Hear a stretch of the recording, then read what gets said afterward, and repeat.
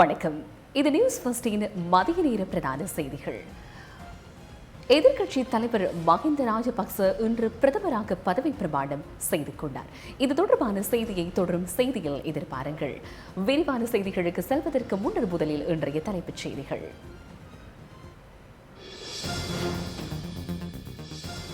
TA. Rajapaksa அருங்காட்சியக நிதி மோசடி வழக்கிலிருந்து ஜனாதிபதி விடுதலை.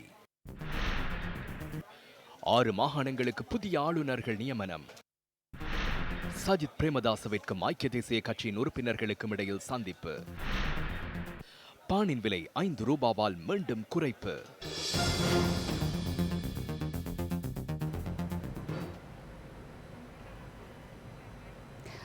டி.ஏ. ராஜபக்ச அருங்காட்சியகத்தின் நிர்மாண பணிகளுக்காக அரசாங்கத்தின் ₹3,39,00,000 பயன்படுத்தியமை உள்ளிட்ட பாரிய குற்றச்சாட்டுகளில் இருந்து முன்னாள் பாதுகாப்பு செயலாளர் கோட்டாபய ராஜபக்சவை விடுவிப்பதற்கு மேல் மாகாண பூபரணிய நிரந்தர நீதிபதிகள் குழாம் இன்று உத்தரவிட்டுள்ளது. அவருக்கு வெளிநாடு செல்வதற்காக விதிக்கப்பட்டிருந்த தடையும் நீக்கப்பட்டுள்ளது. நீதிமன்றத்தின் பொறுப்பில் இருக்கும் அவரது கடவுச்சீட்டை கையளிக்குமாறும் மேல் நீதிமன்ற பதிவாளருக்கு உத்தரவிடப்பட்டுள்ளது. முதலாவது பிரதிவாதியான கோட்டாபய ராஜபக்சவின் சார்பில் நீதிமன்றத்தில் ஆஜராகியிருந்த அனைத்து பிணையாளர்களையும் வழக்கில் இருந்து விடுவிக்குமாறு உத்தரவிட்ட நீதிபதிகள் குழாம் அவர்கள் நீதிமன்றத்தில் செலுத்தியுள்ள ரொக்கப்பிணையையும் மீள வழங்குமாறு உத்தரவிட்டுள்ளனர். அந்த வழக்கின் ஏனைய 6 பிரதிவாதிகள் தொடர்பில் எடுக்கப்படக்கூடிய அடுத்த கட்ட நடவடிக்கைகள் தொடர்பில் எதிர்வரும் ஜனவரி மாதம் 9ஆம் தேதி அல்லது அதற்கு முன்னர் நீதிமன்றத்தை தெளிவூட்ட நடவடிக்கை எடுக்குமாறு சம்பத் அபிகோன், சம்பத் விஜயரத்ன மற்றும் சம்பா ஜானகி ராஜரட்னம் ஆகியோர் உள்ளடங்கிய நீதிபதிகள் குழாம் உத்தரவிட்டுள்ளது. சட்டத்தரணி சரத் விஜயவர்தன தாக்கல் செய்துள்ள நகர்த்தல் பத்திரத்துக்கு அமைய இந்த வழக்கு இன்று விசாரணைக்கு எடுத்துக் கொள்ளப்பட்டது. அரசியலமைப்பின் 25 கீழ் 1 சரத்துக்கு அமைய ஜனாதிபதிக்கு எதிராக சிவில் அல்லது குற்றவியல் வழக்கொன்றை தாக்கல் செய்தல் அல்லது விசாரணைகளை முன்னெடுத்து செல்லல் ஆகியவற்றுக்கு சட்ட ரீதியான இயலுமை இல்லாத காரணத்தினால் பிரதிவாதியை அந்த குற்றச்சாட்டுகளில் இருந்து விடுவிக்குமாறு சட்டமாதிபர் சார்பில் ஆஜராகியிருந்த பிரதி சொலிசிட்டர் ஜெனரல் திலீப் பீரிஸ் நீதிமன்றத்திடம் வேண்டுகோள் விடுத்திருந்தார். புதிய ஆளுநர்கள் 6 பேர் இன்று ஜனாதிபதி கோட்டாபய ராஜபக்ச முன்னிலையில் பதவி பிரமாணம் செய்து கொண்டனர். ஜனாதிபதி செயலகத்தில் பதவி பிரமாண நிகழ்வு நடைபெற்றது. இதன் பிரகாரம் மேல் மாகாணத்தின் புதிய ஆளுநராக சீதா அரம்பேபொல பதவி பிரமாணம் செய்துள்ளார். தென் மாகாண ஆளுநராக கலாநிதி விலி கமகே நியமிக்கப்பட்டுள்ளார். மத்திய மாகாண ஆளுநராக லலித் யூ கமகே பதவி பிரமாணம் செய்து கொண்டதுடன் வட மேல் மாகாண ஆளுநராக ஏஜேஎம் முசம்மில் ஜனாதிபதி முன்னிலையில் பதவி பிரமாணம் செய்து கொண்டார். சபரகம மாகாண புதிய ஆளுநராக டிகிரி கொப்பேகடுவ நியமிக்கப்பட்டுள்ளார். ராஜா கொல்லூரே ஊவா மாகாணத்தின் புதிய ஆளுநராக பதவி பிரமாணம் செய்துள்ளார். ஐக்கிய தேசிய கட்சியின் முன்னாள் பிரதி தலைவரும் முன்னாள் அமைச்சருமான சஜித் பிரேமதாசவுக்கும் கட்சியின் ஏனைய உறுப்பினர்களுக்கும் இடையிலான கலந்துரையாடல் தற்போது இடம்பெறுகின்றது. கொழும்பு 2 வாக்ஸ்வோல் வீதியில் அமைந்துள்ள சஜித் பிரேமதாசவின் தேர்தல் பிரசார தலைமையக காரியாலயத்தில் இந்த கூட்டம் இடம்பெறுகிறது. ஐக்கிய தேசிய கட்சியின் உறுப்பினர்களும் சஜித் பிரேமதாசவுக்கு ஆதரவு தெரிவிக்கும் ஏனைய தரப்பினரும் இந்த கூட்டத்தில் கலந்து கொண்டுள்ளதாக அங்கிருக்கும் எமது செய்தியாளர் கூறினார். இந்த கலந்துரையாடலின் பின்னர் விசேட ஊடகவியலாளர் சந்திப்பு ஒன்றை நடத்தவும் திட்டமிடப்பட்டுள்ளது.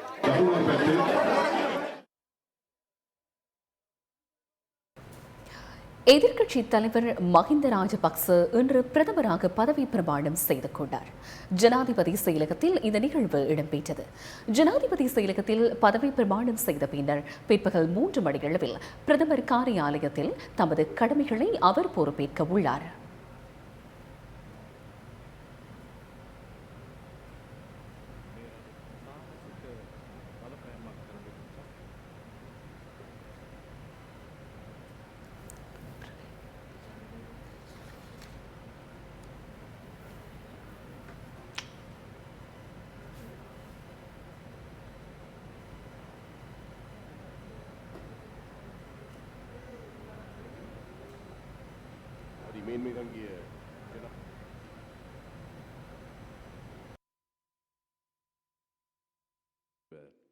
මේ රට பெரும் சுபிட்சம் அடையும் பயணத்தை அரசு உத்தியோகத்தர்களின் வெளிநாட்டு பயணம் மறு அறிவித்தல் வரை ரத்து செய்யப்பட்டுள்ளது. ஜனாதிபதி கோட்டாபய ராஜபக்சவின் பணிப்புரையின் கீழ் ஜனாதிபதி செயலாளர் PB ஜெயசுந்தரவினால் இது குறித்த கடிதம் ஒன்று அனுப்பப்பட்டுள்ளதாக பொது நிர்வாக அமைச்சின் செயலாளர் JJ ரத்னசிறி தெரிவித்துள்ளார். இதன் பிரகாரம் அமைச்சு, மாகாண மற்றும் ஆளுநர்களின் செயலாளர்களுக்கு குறித்த கடிதம் அனுப்பப்பட்டுள்ளது. ஸ்ரீலஸ்ரீ ஆறுமுக நாவலர் குருபூசை விழா நேற்று கொழும்பில் நடைபெற்றது. இந்த நிகழ்வு கொழும்பு சரஸ்வதி மண்டபத்தில் நேற்று மாலை நடைபெற்றது. தீப ஆராதனை, மங்கள விளக்கேற்றுதல், பாடசாலை மாணவர்களின் கலை நிகழ்வுகள், கதா பிரசங்கம் என்பன இடம்பெற்றன. இந்த நிகழ்வை அகில இலங்கை இந்து மாமன்றம், இந்து வித்யா விருத்தி சங்கம், ஈழத்து திருநெறி தமிழ் மன்றம், இலங்கை சைவநெறி கழகம் ஆகியன இணைந்து ஏற்பாடு செய்திருந்தன. குரு பூசையில் ஆறுமுக நாவலர் சபையின் தலைவர், செயலாளர், கொழும்பு மாநகர சபையின் உறுப்பினர் உமாச்சந்திரா பிரகாஷ் உள்ளிட்ட பலர் கலந்து கொண்டிருந்தனர்.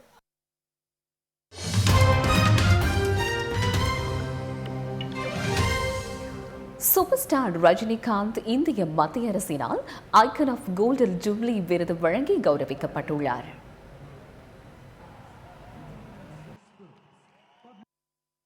நடிகர் ரஜினிகாந்தின் 44 வருட சினிமா வாழ்வை கௌரவிக்கும் வகையில் அவருக்கு சிறந்த நம்பிக்கை நட்சத்திரம் என்ற விருதை இந்திய மத்திய அரசு அறிவித்தது.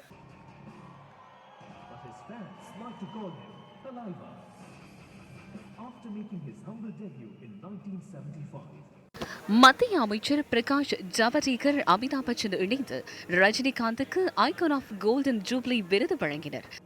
I'm extremely happy to receive this prestigious International Film Festival of India's Golden Year Icon Award. My heartfelt thanks to Indian government for honoring me with this prestigious award, and I dedicate this award to all my producers, directors, and all the technicians who worked in my film. And above all, my fans and என்னை வாழ வைத்த தெய்வங்களான தமிழ் மக்களுக்கு நன்றி. Thank you. ஜெய்ஹிந்த். இந்தியாவில் ஒவ்வொரு வருடமும் சர்வதேச திரைப்பட விழா கொண்டாடப்பட்டு வருகின்றது. 50வது சர்வதேச திரைப்பட விழா கோவாவில் நேற்று ஆரம்பமானதுடன் எதிர்வரும் 28ஆம் தேதி வரை பிரம்மாண்டமாக நடைபெறவுள்ளது. ரஜினிகாந்த், அமிதாப் பச்சன், மத்திய அமைச்சர் பிரகாஷ் ஜவடேகர் உள்ளிட்டோர் கோவா திரைப்பட விழாவை ஆரம்பித்து வைத்தனர்.